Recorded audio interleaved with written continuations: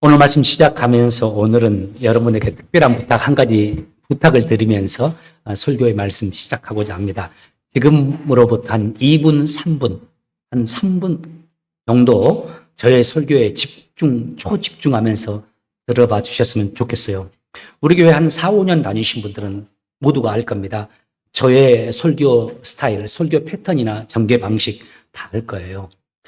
저의 설교 되게 이렇습니다. 먼저 본문을 이해하기 위한 약간의 소론을 잠깐 언급한 다음에 그 본문을 기초로 해서 두 가지 메시지, 1, 2 던지면서 마감해요. 물론 한 가지 메시지만 던질 때도 있고 세 가지 메시지도 던질 때도 있지만 대부분 약간의 소론을 언급한 다음에 본문으로 들어가서 본문을 통해서 두 가지 메시지를 던지면서 말씀을 마무리해요.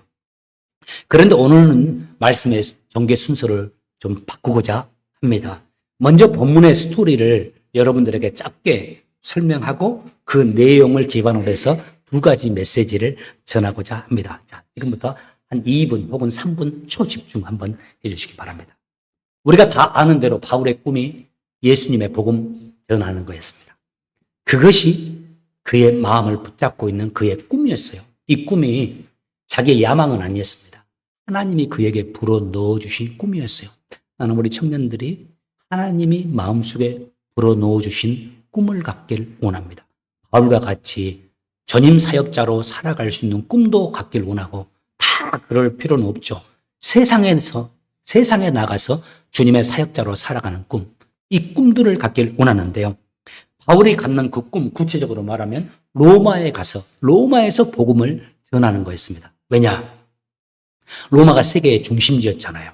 그래서 로마의 복음이 전해지면 전 세계로 복음이 전해지는 결과를 얻을 수 있기 때문에 하나님이 이것을 아시는 바 바울에게 로마에 가서 복음을 전하는 꿈을 주었습니다. 바울이 그 꿈을 자신의 꿈으로 받고 지금 로마로 가는 중입니다. 그런데 우리가 아시죠? 바울의 지금 신분이 죄수의 신분입니다. 지금 그가 로마로 가는 배를 타고 있어요. 죄수의 신분으로. 아마 죄수들을 태우고 죄수들을 로마로 압송하는 그 임무를 맡은 그 배였던 것 같아요. 그런데 그가 탄 배가 지금 미항이라는 섬에 도착해요. 영어로는 Fair Heavens라는 성인데 미항입니다. 영적으로 깨어있었던 바울이요. 하나님의 감동으로 지금 머물고 있는 성 미항에서 겨울을 보내는 것이 좋다고 생각해요. 지금 겨울이거든요. 그래서 그 배를 가난하고 있는 백부장에게 가서 이 지금 미항에서 떠나지 말고 미항에서 겨울을 보내고 난 다음에 다시 봄에 로마로 출발하자고. 그것이 좋겠다. 바울이 백부장에게 말해요. 제수를 가난하는 장교에게 가서 이렇게 하자고 권하는 겁니다. 하나님이 바울에게 그 감동을 주시고 영감을 주셨거든요. 그렇지만은 반대 입장이 많았습니다. 그쪽 바다, 그 지형을 잘 아는 선장과 선주들, 그 사람들은 거기를 드나드는 사람들이니까 그 사람들이 이 미항이 아니라 그곳에서 떨어진 베닉스라는 항구에서 겨울을 나고 봄에 로마로 가는 것이 좋다고 말을 하는 겁니다. 그 이유가 있습니다. 바울이 머물고자 했던, 겨울을 보내고자 했던 그 미항은 작아요. 항구 자체가. 그리고 주위가 오픈되어 있어가지고 겨울 추위, 겨울 바람에 고스란히 노출이 되게 된 상황입니다. 겨울 나기가 좀 힘듭니다. 그런 반면에 베닉스는요, 주변 산면이 산으로 이렇게 막혀 있어요. 그래서 바다 바람만 불 뿐이지 산면이 보호하고 있기 때문에 어쩌면 사면이 다 보호된 지형이기 때문에 바람을 막아주는 그 지형이니까 훨씬 더 미항보다 따뜻한 항구였습니다. 그래서 백부장이 베닉스라는 항구로 가서 겨울을 보내자고 말해요. 아직 여러분 집중하고 있죠? 30초만 더 합니다. 그래서 백부장의 결정에 의해서 베닉스로 배가 향하게 되는데 처음에는 순조로웠어요, 항해가. 그런데 그에 얼마 가지 못해서 엄청난 재난을 당하게 됩니다. 우리가 잘 아는 폭풍을 만나요. 큰 폭풍입니다. 유라굴로 이름하여 유라굴로라는 대형 태풍을 만납니다. 요즘에는 배가 기동장치가 있잖아요. 그러니까 견딜 수도 있고 얼마든지 중심을 잡을 수가 있어요. 그런데 그때는 그런 시대가 아닙니다. 모두가 죽음의 위기에 처합니다. 죽을 고생을 합니다. 성선한 사람들이 우리는 다 죽었다라고 생존 가능성이 없다라고 말해요. 그제서야 백부장이, 그리고 백부장을 비롯한 사람들이 바울을 인정하게 됩니다. 바울이 어떻게 알았을까? 저 바울이 영감 있는 사람이구나. 하나님의 음성을 듣는 사람이구나. 그러면서 그 폭풍을 만난 뒤로부터 바울의 귀에 귀를 기울이게 돼요. 바울의 말에 귀를 기울이게 돼요. 그리고 그 제수에 불과한 바울의 지도에 따라 그 배의 항해를 결정합니다. 어느덧 바울이 이 배에 가장 영향력 있는 사람이 돼요. 제수인데. 그러다가 결국 바울의 지도 아래 한 섬에 도착합니다. 여기까지 여러분 잘 따라오셨습니다. 자, 이 스토리를 기반으로 해서 제가 두 가지 메시지 전해드릴게요. 첫 번째, 이 스토리를 통해서 하나님이 우리에게 주시는 메시지 이겁니다. 하나님의 사람, 우리의 인생에도 유라 굴로의 태풍이 있을 수 있다는 겁니다. 하나님의 사람 바울이 무서운 인생의 태풍 유라 굴로를 만났듯이 하나님을 바라보고 사랑하면서 하나님을 섬기며 살아가는 우리 인생에도 무서운 태풍 유라 굴로가 펼쳐질 수 있다는 것을 기억하라는 말씀입니다. 우리 인생이 이렇다 하면서 우리의 선배들이 이렇게 정의를 많이 하잖아요. 우리 인생은 마치 등산과 같다. 또 어떤 분들은 우리 인생은 광야를 지나는 것과 같다. 다 공감이 돼요. 또 한 가지 언급하는 게 이겁니다. 우리 인생은 망망대해를 항해하는 배와 같다. 열심히 앞으로 나가긴 하는데 안 보여요. 언제까지 이렇게 나가야 되는지. 망망대해를 항해하는 배와 같은 인생을 살고 있는 저희들이 그런 인생에서 승리하기 위해서 반드시 한 가지 기억해야 될 바가 있습니다. 성경에서 하나님이 계속해서 반복적으로 하는 말씀입니다. 그거 뭡니까? 우리의 인생은 순항일 수만은 없다는 것을 기억하며 인생을 맞이하라는 말씀입니다. 다시요. 우리의 인생은 순항일 수만은 없다라는 사실을 기억하면서 인생의 걸음을 내디디며 인생의 항해를 하며 나가는 바. 우리 인생을 살면서 시련을 만날 겁니다. 이미 만난 분들도 많을 겁니다. 어르신들은 젊은 사람이어도 어린 시절에 어려운 가정에서 고통스러운 삶을 살아온 사람도 있을지 모르겠어요. 우리의 삶에 하나님의 사람이라 할지라도 우리가 유로굴라와 같이 무섭고 떨리는 상황을 마주해야 하고 그 어려움이 한꺼번에 거두어지지 않기 때문에 그 어두운 현실과 마주하면서 힘겹게 하루하루를 살아갈 수도 있을 것이라는 것.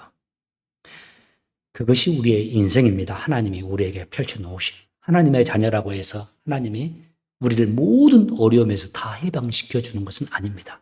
물론 하나님은 우리가 어려움을 당했을 때 하나님을 믿고 의지하는 자들에게서 그 어려움을 제거해 주시기도 합니다. 인생의 큰 어려움, 병마 속에서 하나님께 간절히 기도했을 때, 저 같은 경우에 20대 초반에 군대도 우리 군인들이 저기 계시는데 저는 사실 군대 못 갔습니다. 몸이 너무 아파서 군대도 못 가고 내가 내 인생을 살아갈 수 있을까 하는 그런 상황에서 하나님께 간절히 기도했더니 하나님이 내 평생 처음으로 사운드로 내게 음성을 들려주시고 저를 고쳐주셨어요. 그렇게 하나님이 인생의 어려움에서 한숨에 그 어려움을 해방시켜 주시기도 해요. 그런데요, 하나님의 자녀라고 해서 모든 어려움에서 하나님이 완전히 그 어려움을 제거해 주지는 않습니다. 때로는 하나님의 뜻에 따라서 힘들고 어려운 시간을 보내야 할지도 모릅니다. 오늘 바울을 보십시오. 바울이 온통 그의 관심은 하나님의 복음입니다. 예수의 복음입니다. 그분이 온전히 예수님만 바라보고 인생을 살아가는 분입니다. 온전히 하나님께 자기의 인생을 드리며 순종하면서 살아갑니다.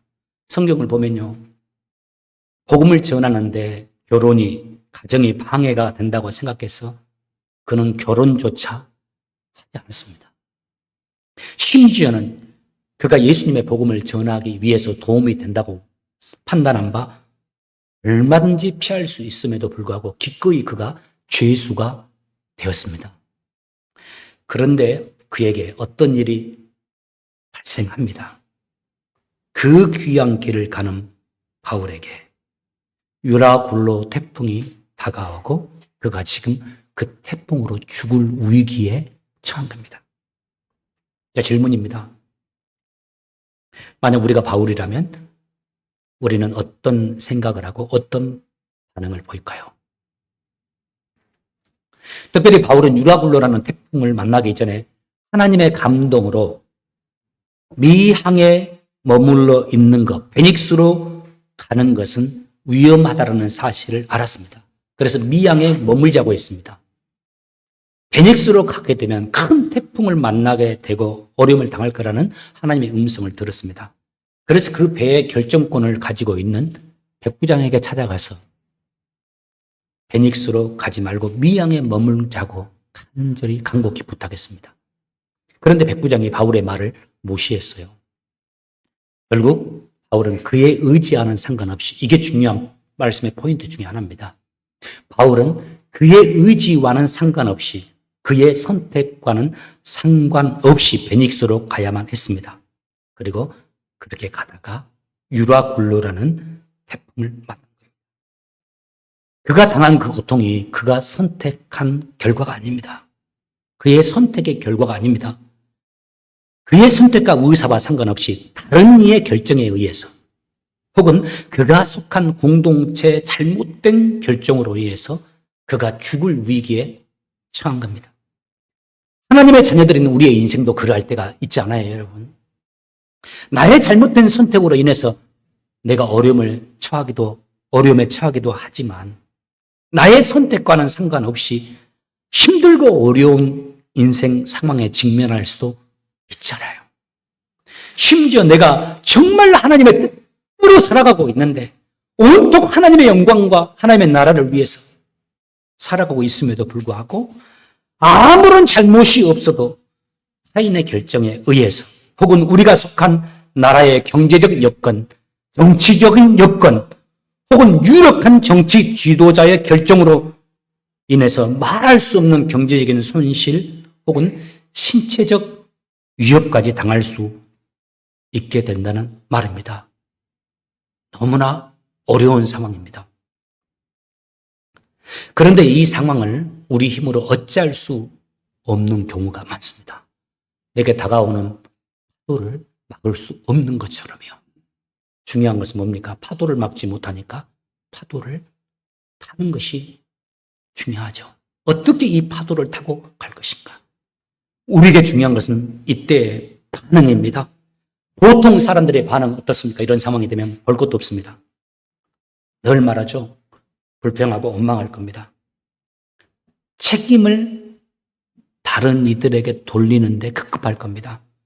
백부장 때문이라고, 선장 때문이라고, 손주들 때문이라고, 심지어는 함께 승선하고 있는 사람들, 내 의견을 지지해주지 않은 사람들 때문이라고 말하면서 책임을 다른 사람에게 돌리는데 주력할 거예요. 그런데 본문의 바울을 보십시오.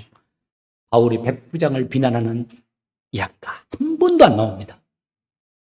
손주와 선장의 책임이라고 비난하지도 않습니다. 대신 그가 주력하는 바가 있어요. 그가 백부장에게 가서 이렇게 말합니다. 사도행전 27장 22절. 하지만 여러분, 이제 제가 권합니다. 용기를 내십시오. 이 배만 잃을 뿐 여러분 중에는 한 사람도 목숨을 잃지 않을 것입니다. 쉬운 성경을 제가 가져왔어요. 다 두려워하고 우리는 죽을 것이라고 말하는 상황인데 여러분, 제가 여러분에게 권합니다. 여러분, 용기를 내십시오. 우리는 이 배만 잃을 뿐 여러분 중에는 한 사람도 목숨을 잃지 않을 겁니다. 그 배에 타고 있는 사람이 276명이었습니다. 바울이 말합니다. 하나님의 살아계심을 말합니다. 하나님의 역사하심을 말합니다. 그러니 여러분 용기를 내십시오. 나는 하나님을 믿습니다. 뒤로 넘겨보세요. 모든 일이 하나님의 천사가 내게 말씀하신 대로 이루어 줄 것입니다. 라고 말합니다. 바울아, 두려워하지 말라. 너는 반드시 황제 가이사 앞에 서야 한다. 이 말씀을 하면서 하나님께서 너와 함께 항해하는 모든 사람들의 목숨을 너에게 맡겨주셨다라고 하나님이 내게 말씀하셨다고 말을 해요. 중요한 건 이겁니다. 바울이 그 어려운 상황에서 하나님의 살아계심을 나타냅니다. 하나님이 증거합니다. 그리고 사람들에게 말합니다. 용기를 내라고. 우리 다 죽었다. 못 산다 우리 이 태풍에서. 불안과 두려움에 떠는 사람들에게 말합니다. 용기를 내십시오. 용기를 내십시오. 22절에 말하죠. 용기를 내십시오. 또 25절에 또 반복해서 말합니다. 용기를 내십시오. 그러자 결과 36절에 보면 그러자 사람들도 용기를 얻어 음식을 먹었습니다. 하나님의 사람인 바울은 자신에게 다가온 유라굴로 앞에 불안해하지 않습니다. 절망하지도 않습니다. 대신 그에게 이게 있습니다. 저는 우리에게 이것이 있기를 바랍니다. 바로 용기입니다. 대장부에 용기가 있길 바랍니다. 그뿐이 아닙니다. 바울의 위대함이 그 다음 여기서 드러납니다. 자신만 용기가 있는 것이 아니라 그는 그 자신의 용기를 다른 사람에게 나누어 줍니다. 용기를 내십시오. 용기를 가지십시오. 하나님이 우리와 함께 하십니다. 나는 그 하나님을 믿습니다. 여러분 하나님을 믿고 용기를 내십시오라고 말해요. 저는 우리가 서로에게 용기를 줄 수 있는 사람들이 되길 바랍니다. 사업을 하는 남편들이 사업이 좀 안 돼가지고 불안에 들고 있을 때 와이프들, 우리 남편들에게 용기를 줄 수 있길 바랍니다. 지금 좀 그렇지만 반드시 잘 되게 할 거야. 하나님이 도와주실 거야. 하나님이 우리에게 역사에 주실 거야. 남편이 불안에 떨 때 와이프도 벌벌 떠면 이거 안 됩니다. 가정이 어려움을 당했을 때 우리 남성들 대장부처럼 용기 있게 서야 합니다.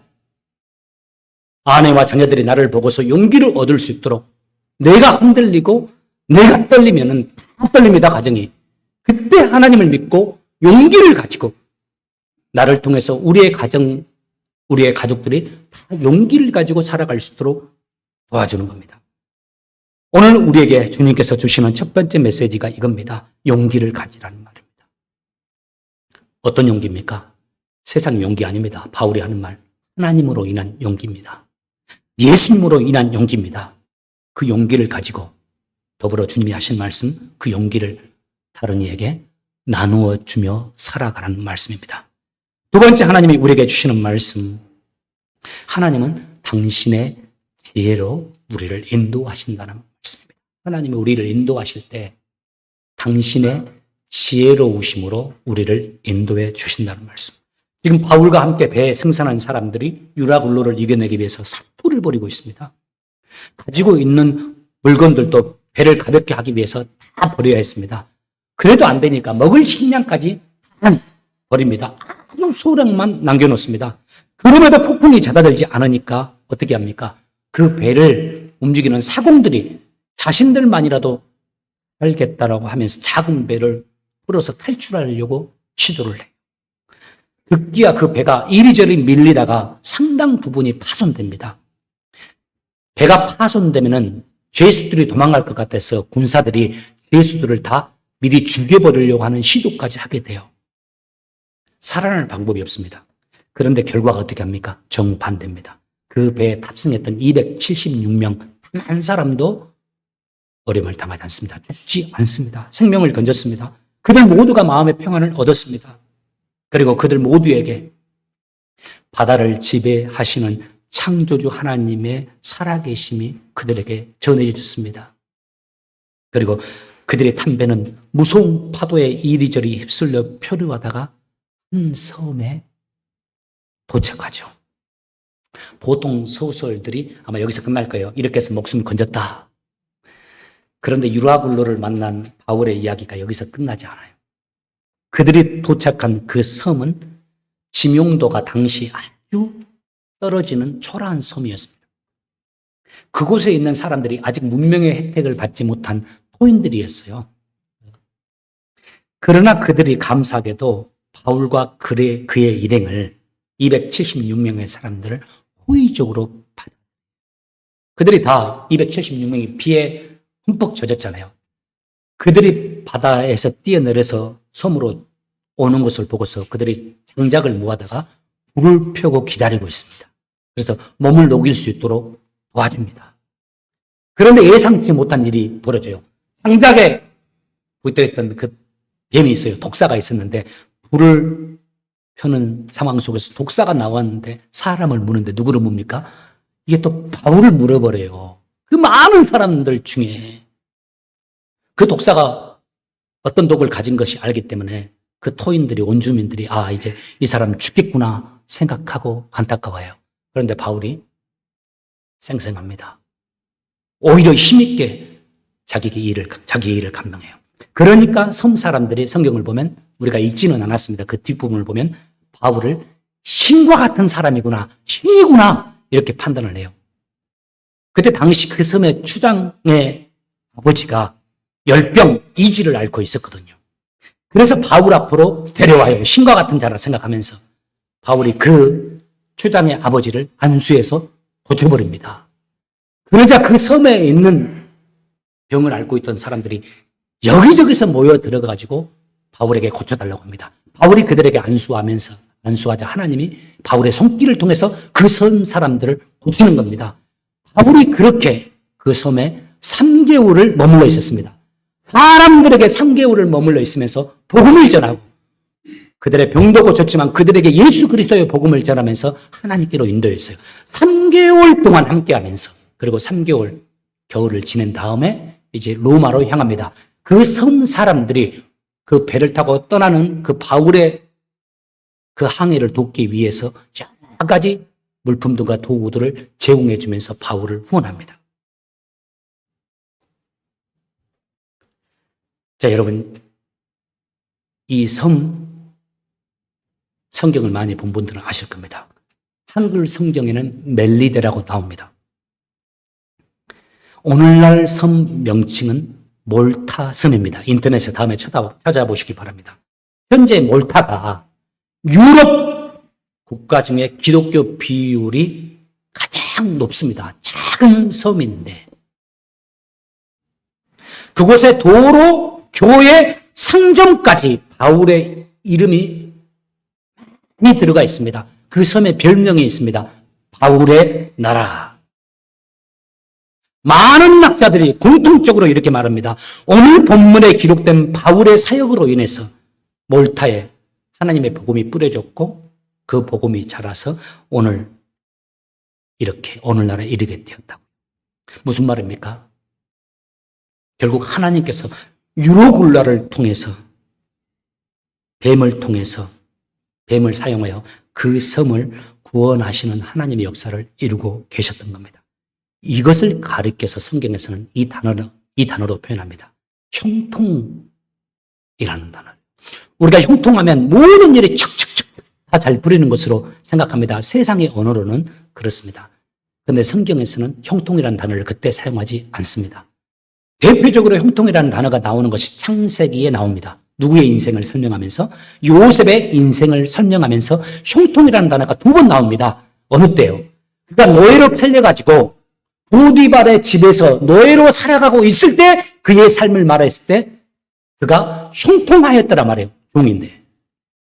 그뿐이 아니죠. 그가 누명을 씁니다. 누명을 쓰고 감옥에 들어갑니다. 감옥에 들어가고 있을 때 그의 삶을 가리켜서 하나님 말합니다. 그가 형통하였더라.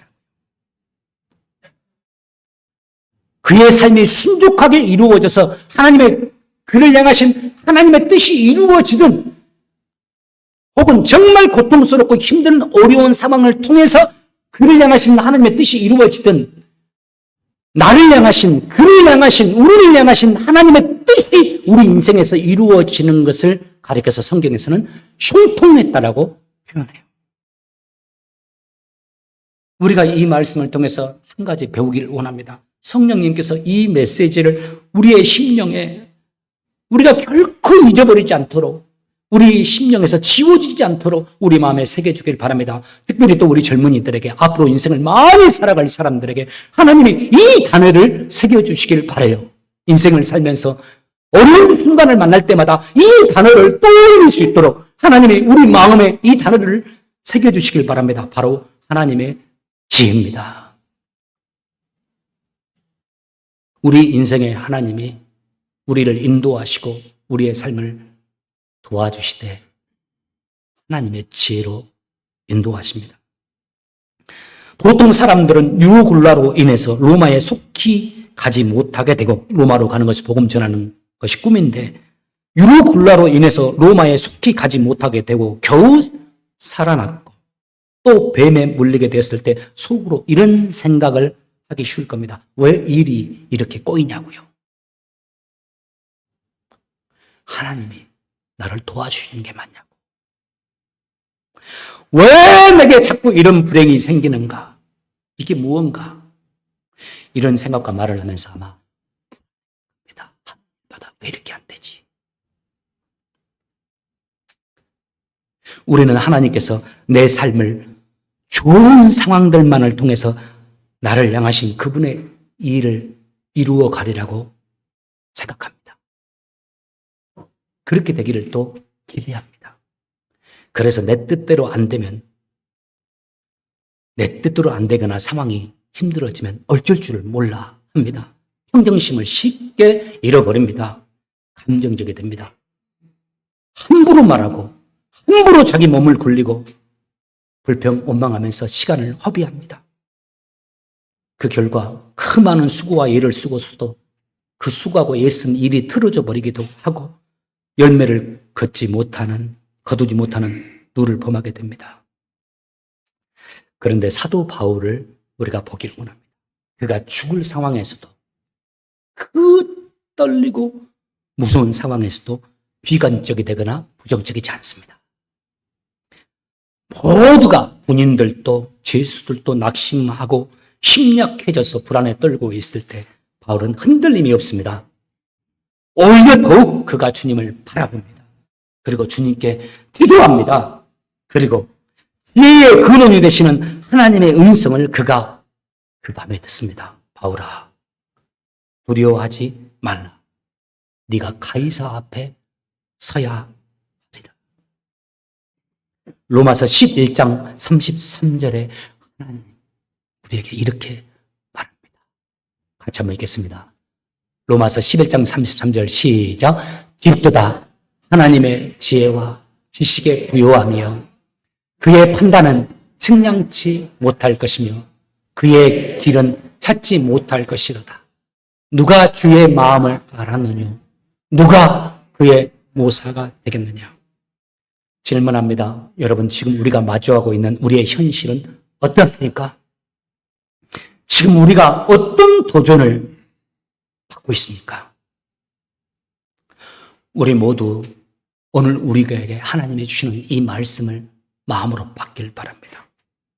지혜의 근본, 지혜의 근원으로 되시는 우리 하나님께서 우리 인생을 이리저리 인도하고 계시는 바, 그분의 지혜로 우리를 인도하고 계시는 바, 힘들고 어렵고 초라하고 답답한 상황이어도 낙심하지 마시고 불안을 떨쳐버리시길 바랍니다.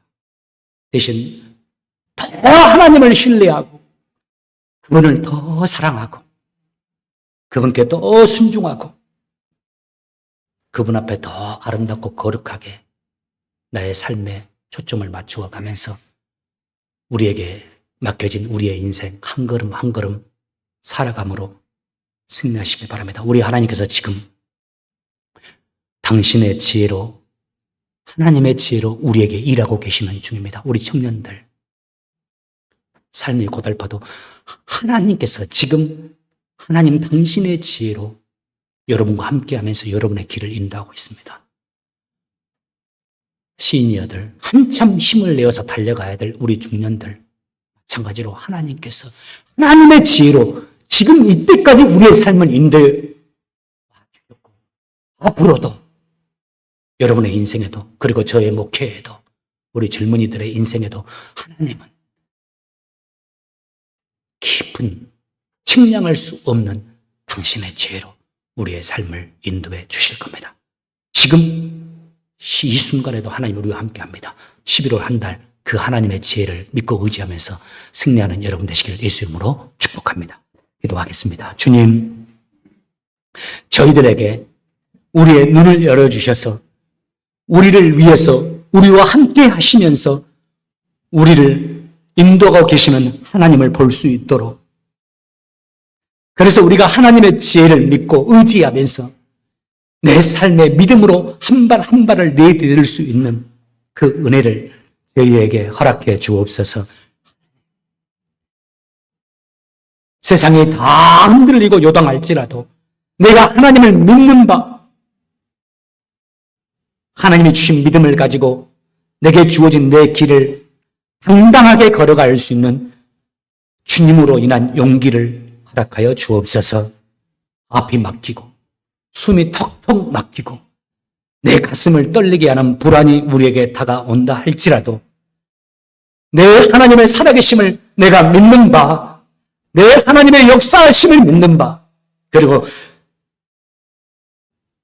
나로서는 도무지 이해할 수 없는 상황 속에서도 나를 향하신 하나님의 위대하신 뜻을 이루어 가시는 하나님의 그 지혜로우심을 내가 믿는 바, 주님을 믿고 내게 주어진 내 인생의 항해를 넉넉히 믿음으로 항해의 닻을 내릴 수 있는 저희 모두 되게 도와 주옵소서.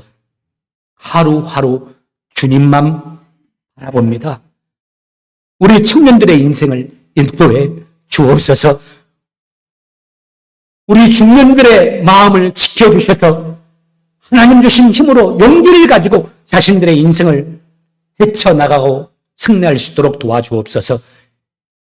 인생의 많은 결실을 맺기를 원하는 시니어들에게도 함께하여 주셔서 주님을 바라보고 용기를 가지고 믿음으로 여유를 가지고 하나님이 주신 하루하루의 승리의 삶을 살아가는 우리 모두가 되게 하여 주옵소서. 감사하며 예수님 이름으로 기도합니다.